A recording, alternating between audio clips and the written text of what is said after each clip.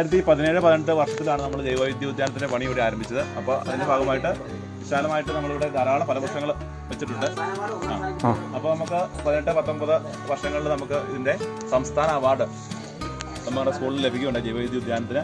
ഇപ്പോൾ നമുക്ക് പല സ്ഥലത്തും ഇല്ലാത്ത പല ജാതി സസ്യങ്ങളുണ്ട്. ഇപ്പോൾ ഈ കാണുന്ന കൃഷ്ണകിരീടം എന്നാണ് നമ്മുടെ നാട്ടിൽ അന്യം നിന്ന് പോയിക്കൊണ്ടിരിക്കുന്ന ഒരു സംഭവമാണ്. ഈ കാണുന്ന ഈ പല കിരീടം പോലെ.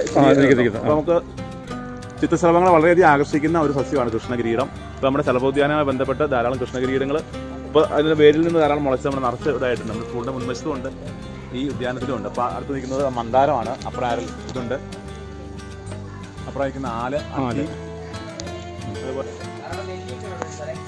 ഇത് മാവ്. ഇത് സ്കൂൾ അന്തരീക്ഷമാണ് നമ്മുടെ ഇവിടെ ഉള്ളത്. നമുക്കിതിന് സംസ്ഥാന അവാർഡ് 2018-19 അധ്യയന വർഷത്തിൽ ഇത് സംസ്ഥാന അവാർഡ് ലഭിച്ചിട്ടുണ്ട്. ജില്ലയിൽ ഫസ്റ്റ് ആയിരുന്നു. തുടർന്ന് സംസ്ഥാന തലത്തിൽ അതിന് ഫസ്റ്റ് കിട്ടുകയുണ്ടായി.